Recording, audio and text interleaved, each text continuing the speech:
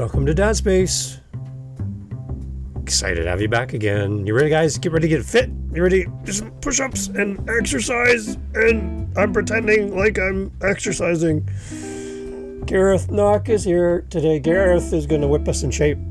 As a dad, Gareth is one of those guys that are like, I'm healthy and you should be too. And I'm like, yes, sign me up. Gareth Nock is here on the podcast talking about his business and the bigger business, being a dad and all the joys that come along with that. Join me, Gareth Nock, Dad Space. Here we go. So Gareth Nock is with us. Here we go. Are you guys ready? You ready, right? Oh, okay. I'll stop talking. Gareth is here on Dad Space. Okay. All right. So, when you get a podcaster coming on your podcast, it's the easiest thing ever. No offense to my other guests, but Gareth is here today. Gareth Nock is a podcaster. He does all kinds of stuff. He's also a dad. Gareth, welcome to the podcast. Nice to have you here. Well, it's a pleasure to be here, Dave. I really appreciate you having me on as a guest.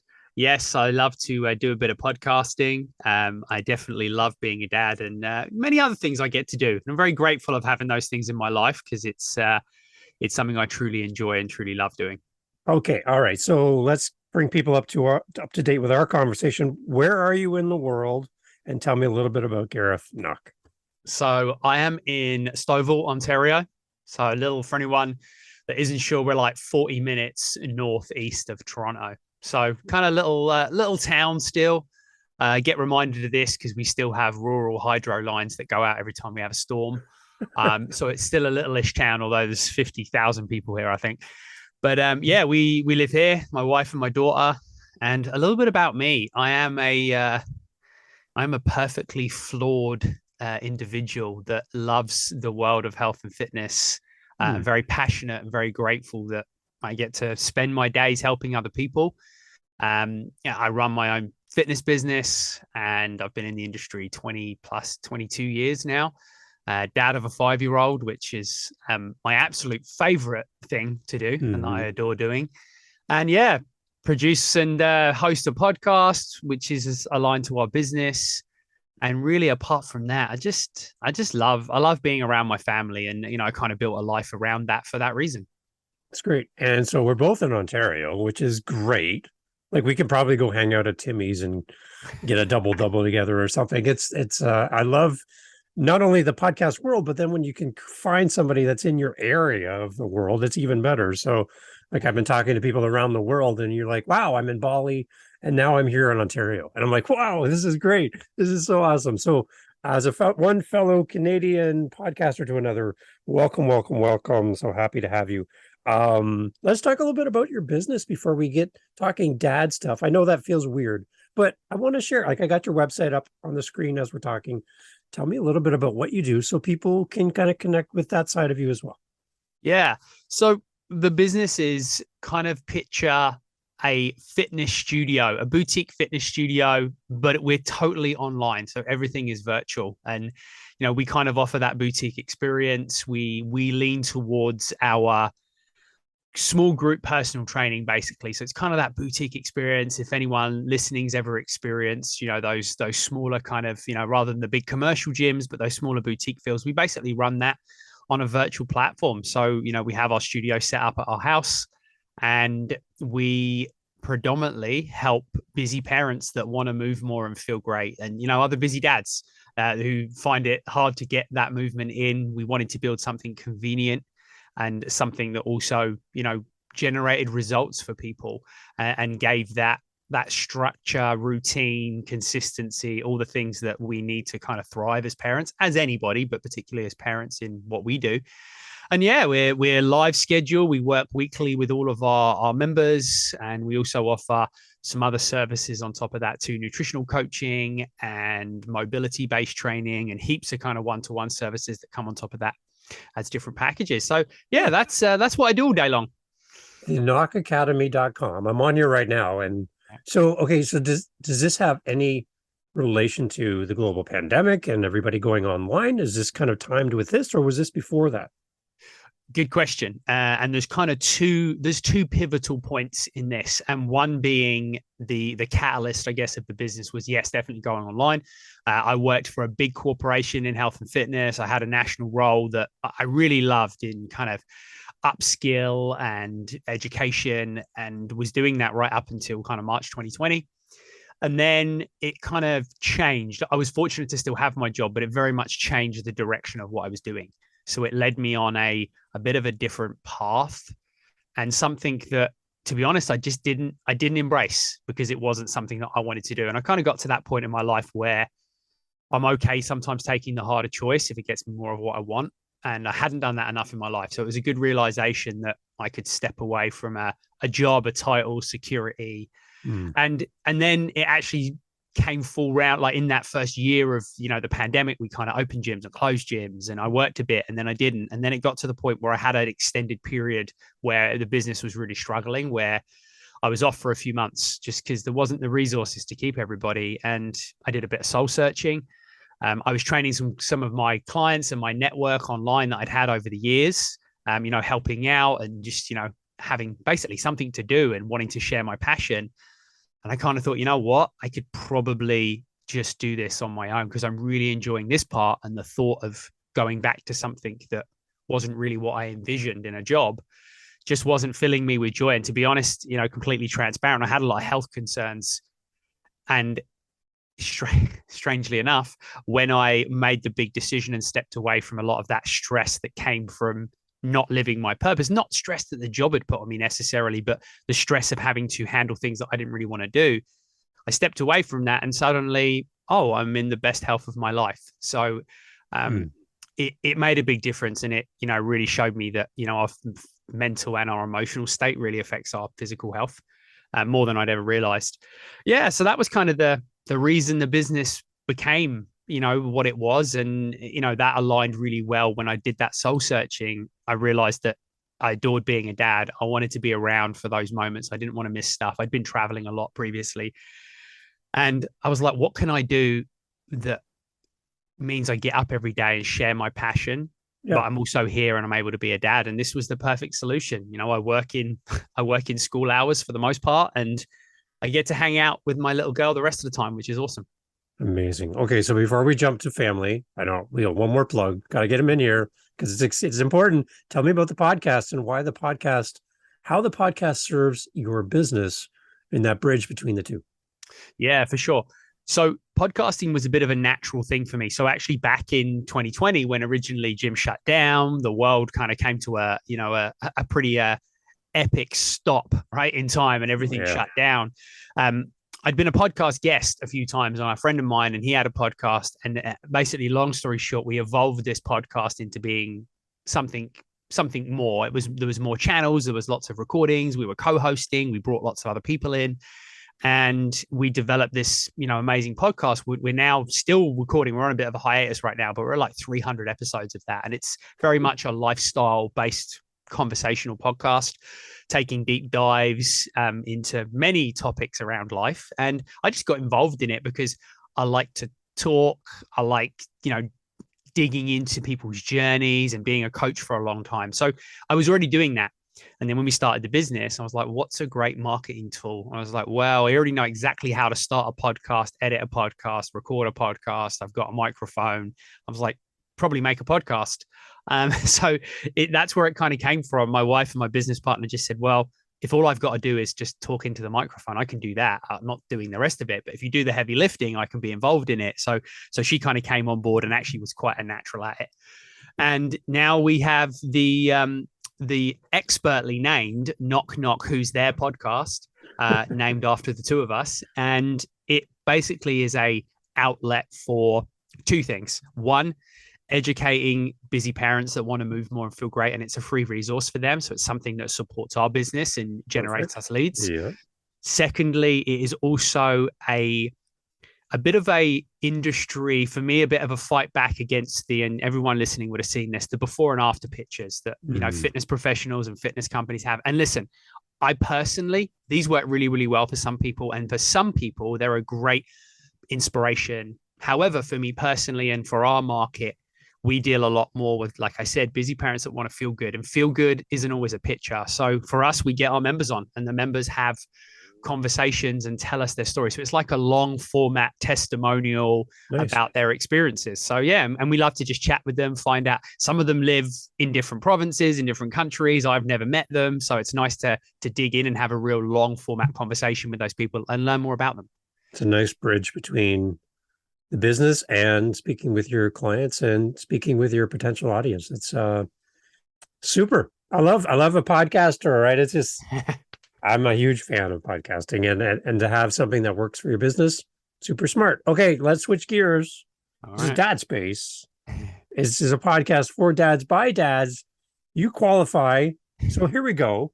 Tell me a little bit about your dad story. I think when we talked originally, you were sharing that you moved to this community and you really don't have the social and family circle being in this community that you might really appreciate or value. And you guys are kind of a little bit on an island, I guess, as a family, and what that's meaning to you personally. But let's start with your dad's story. You keep talking about this wonderful daughter of yours. So tell me more. Let's go.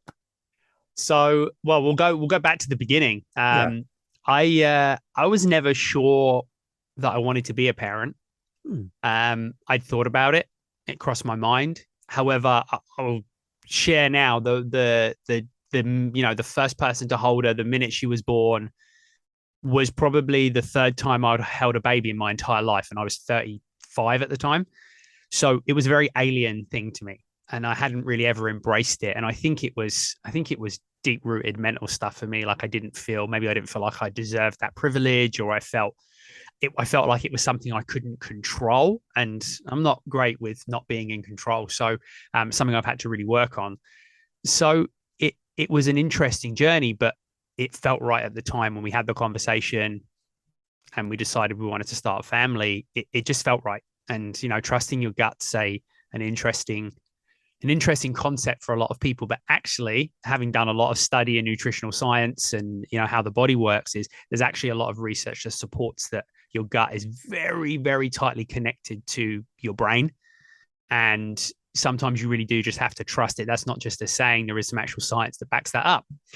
So yeah, I started my journey and, as a parent, and just, I fell in love with everything, the process, the kind, I guess it was kind of like coaching people, coaching a little person and, taking them through, guiding them, and a lot of what I'd done. So I kind of fell in love with that role. And I'm very fortunate. I'll share this. And I know a lot of dads listening will have experienced this or seen this with other people. I was very fortunate to have a wife and a partner that gave me, and not even, I don't know if it was even conscious, but it wasn't spoke about, but gave me 100% permission to be absolutely useless, not have any idea what I was doing, and figure it out.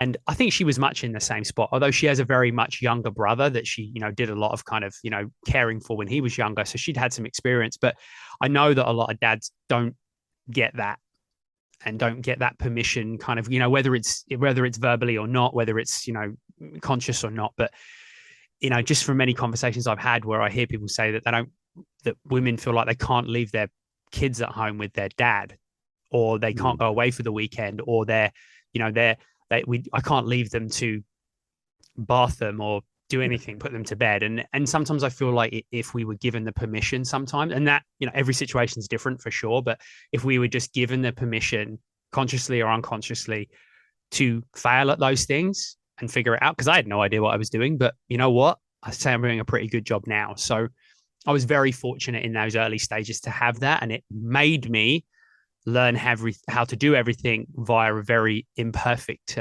journey, I guess.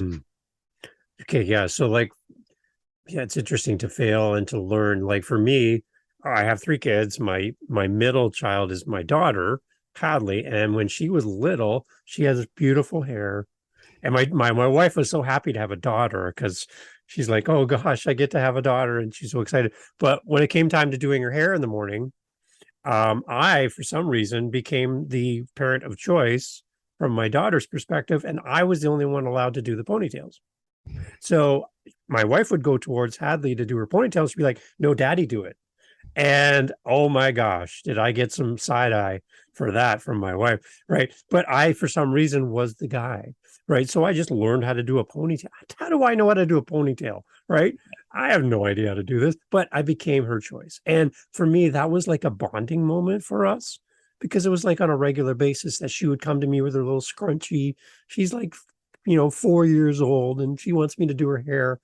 I'm like, this is so cool that I get to have an interaction with another human being, right? And they look to me as this thing. We have this thing between the two of us that no one else has. And I love that connection with our kids. And I wasn't prepared for it as a dad, to be quite honest.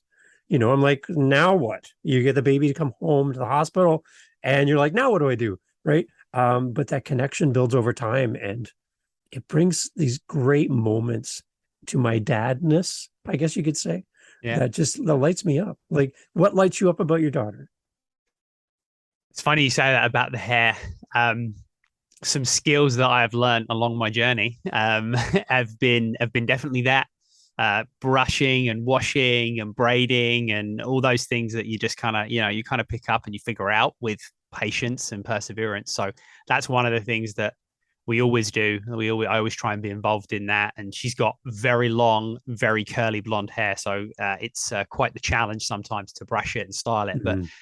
I love to get involved in that. I love to get involved in everything on the, and this is, I'm sure we're going to go down this path too, but I love to get involved in the non-typical masculine side of being a dad. Okay, And I good. say non-typical, but maybe it's more typical than it has been, Mm-hmm. years gone by. But what I would say is that kind of non-typical is, maybe go back to when I was a kid and my dad went to work all day and he didn't really engage in many non-masculine parts of parenting. He Yeah. wasn't there for a lot of it because he was at work, and I just really wanted to make sure that I was there, especially having a daughter, that I was there for that. So, and she's very creative. She gets that from me. She loves art. So we love to paint nails and do designs on them and do her hair and color her hair. We dress up, we create, her Nice. dolls and her toys. And one of my favorite things I'd say that I've rediscovered, and I spoke about this recently on a podcast when I was asked what my kind of comfort thing was. And what I've come to realize the last couple of years is, as she's 5.5.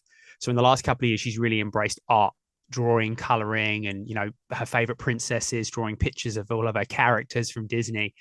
And I rediscovered this passion for art that I lost when I was probably a teenager. And life gets in the way, you forget about these things, and you don't have I didn't have a reason to draw and Mm-hmm. color, so I didn't. And she gave me that reason back. So one of my favorite things to do, and my wife is not, she'll do it, but she's self-proclaimed not a very good artist. So it goes to me, right? When she's like, she wants a picture of her favorite Disney princess, then that's dad's job.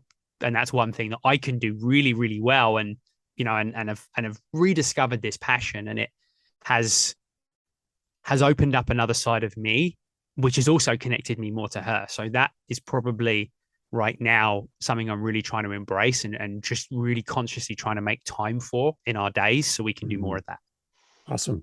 What are you looking forward to teaching your daughter? And part B, what are you looking forward to learning from your daughter?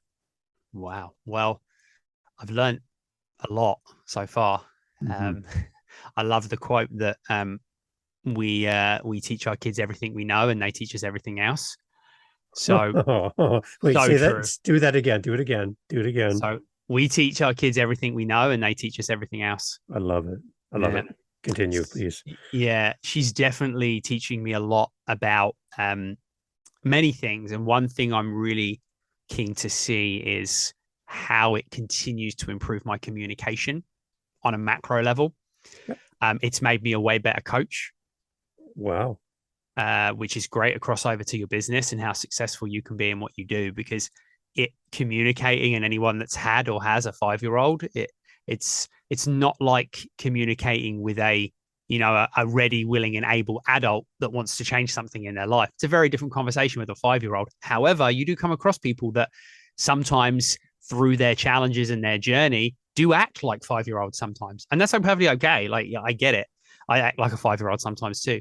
So it's learning how to navigate that and the kind of language you use and how you lean into getting them to come up with the solutions themselves. And then I realized, hey, I could be doing this much better as a coach. So I really look forward to this. I'm going to really regret saying this, but I look forward to moving into those teenage years where that navigation and those conversations become even more challenging, which they may or may not, but I'm assuming they will.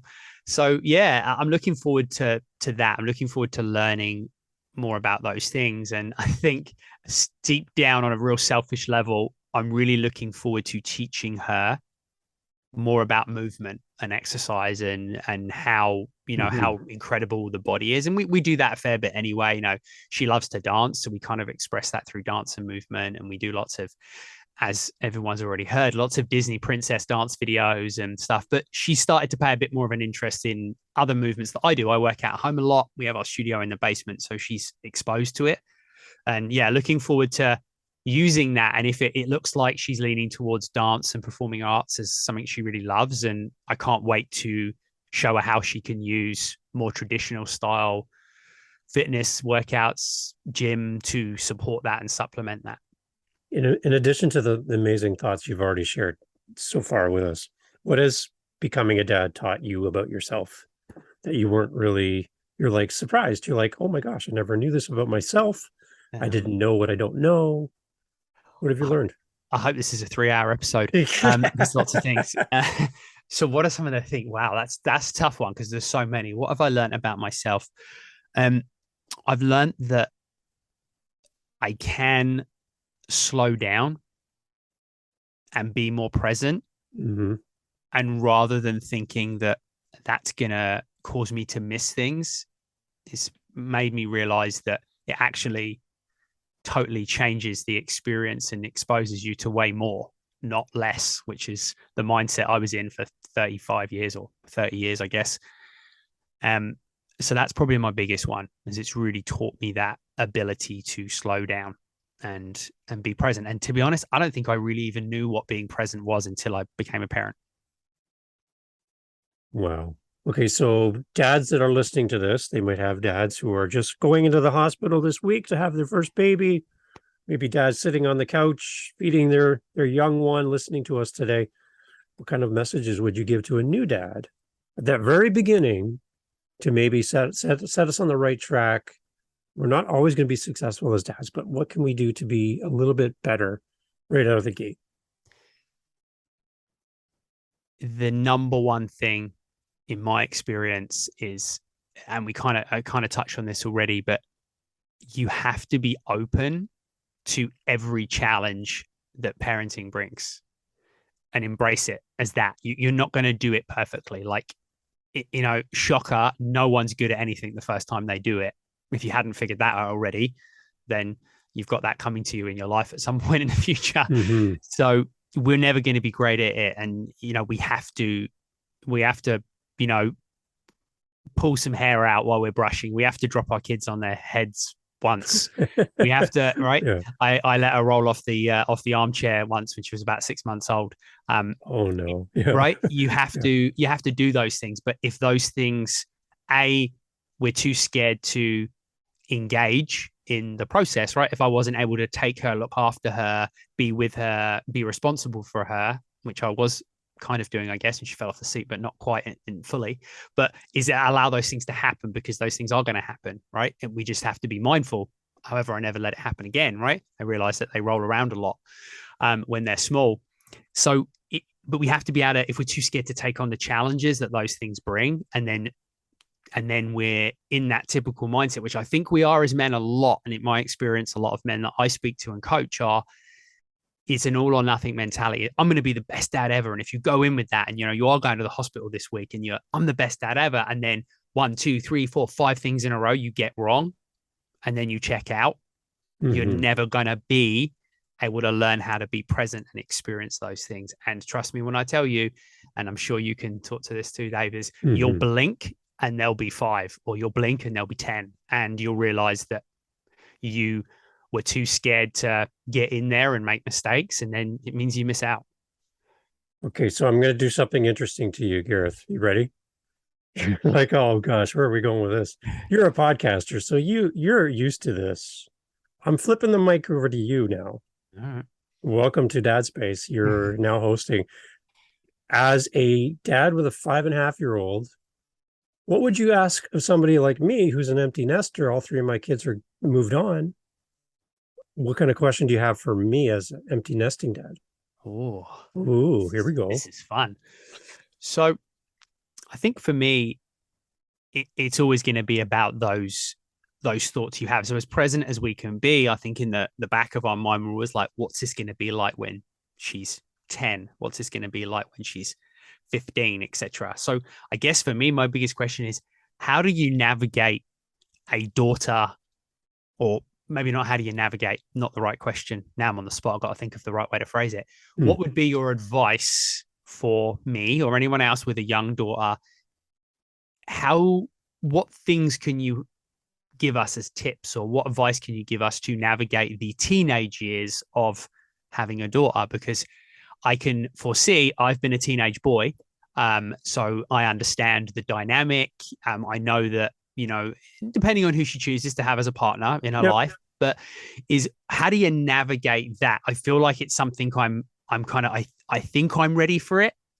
But at the same time, when those things start to happen, I feel like there's going to be a natural masculine response to those things. And I guess if there was a concern about the future, that would probably be one of them. The great question. One thing I've noticed with my daughter specifically, and even with my boys too, I have two boys as well, is they get to a certain age and they start to pull away. And you can start to sense it, that snuggle time on the chair before bed, where they would curl up beside you and you read a book or something. They become fewer and fewer, and they become larger and larger because they're bigger humans. But you see a natural regression away as they try to find their identity. And as a dad, that hurts because you've had them for so long, so close. The bond is so strong, but you have to give them the space to become the people they want to become. But that loving support, and that they know that even though they make mistakes in life, that you're still there, and your love for them is not determined by their actions, and their actions aren't a reflection of you as a dad. They're their own people. And that is a hard lesson to learn. And now that I sit in a home full of their stuff and they're not under my roof anymore, it's quite unnerving as a dad to not know exactly where your kids are today. What are they doing? And are they okay? You get the random texts here and there, but they're living life just like we did when we were young. And it's a really interesting feeling. I would love to go back to 5.5, Gareth. I would love it. But at the same time, I love seeing my kids find their way in the world and know that those lessons, those 20 years of 20 summers together and 20 birthdays together and 20 Christmases together and 20 events together have all led up to them finding their place in the world. That's exciting for me because their future is opening up in front of me, and it's exciting to see that. But I think the more you can build every day with your daughter and build that relationship, that's where the strength will come when it gets tested, when they get a little bit older. Because it will be tested. That's really powerful. And you say, you mentioned so well about the building those bonds and keeping those connections, and and everything else that comes with it. I read a quote recently, and I've been trying my best to kind of wake up with this quote on my mind. And the quote, and I'm going to paraphrase it to some degree, but the quote went something along the lines of, is when your small children ask you to play with them, just remind yourself that one day that will be the last time they ask. Yeah. And after getting out of the pit of despair and bawling my eyes out for a few minutes, I was like, I need to keep that so fresh in the front of my mind, because it's so easy to get distracted in life and and not be present. And then, like you said, one day they're not going to want to read a book anymore. They're not going to want to sit on your knee, and you don't get that back. Yeah. And it's it's sobering, to be quite honest, right? Because you never really fully anticipate it or plan for it. No matter how many things you read, how many podcasts you listen to, how many experts you speak to, one day it's going to be you. And I think again, go back to the bond, create that strong bond from day one, nurture it, and you will see it come back to you in many, many fantastic ways as a dad. So I applaud you because you're starting out with such a great mindset around raising your daughter, and it's inspiring to hear your journey. And I hope that dads that are listening are like, yeah, I can see myself in Gareth. I can see myself in this relationship, and look up to you, because that's you're setting the way, right, for your family, for you and your partner, your daughter. And I applaud you for that. It's amazing. What's your message to dads today as we kind of wrap up a little bit? What would you like to say to anybody listening, no matter where they are on the scale? Yeah, I think number one, we as men on this planet, and dads specifically, we tend to put ourselves on an island a little bit. And the things that you are doing, and many other podcasters and people around the world are doing, is creating a space for permission to share, permission to hear. Somebody might hear this. Let's just say I'm going to pick a typically masculine job now. So no, don't chastise me for this, anyone listening. A builder on a building site that is in a particularly masculine place and maybe doesn't feel comfortable rocking up to work with their nails painted or with the hair clip their daughter gave them. Yeah. And maybe doesn't want to share that with people and feels that kind of strips their masculinity away, and they don't want to share in those moments with their daughter, for example, or whatever the situation may be. Relate that to yourself when you're listening. Is know that, hopefully you'll listen to this, or someone will listen to this and say, hey, it's okay for me to do that because other people are doing it. Other people are showing up, as dads and embracing whatever it is. For me, it's that non-typical kind of masculinity and being okay with all those things. And I hope someone else can hear this and do that. And I guess the overriding message is surround yourself with people or with sources of media that also give you that permission. Do the best with the knowledge you have. Love your family, love yourself, love your partner, love your community, build a community. And that's the best you can do, because, your kids one day will look back and go, my parents did a great job, but I'm going to do it this way, or I'm going to do it differently. And you can't be threatened by that, but you do your best with what you have. And that's all we can really offer, right? Yeah. Keep doing your best. As I always like to say, be the best version of yourself. And then, that best version will keep getting better. You'll just continue to grow, and everyone around you will grow too. Gareth Nock, you're on Dad Space. So happy to have you on, Gareth. Thank you for inspiring us today. Thank you for taking time out of your day.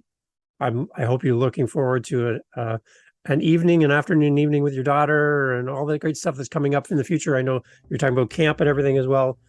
Yeah. Enjoy your dad journey. And thank you for spending time with us. I really appreciate it.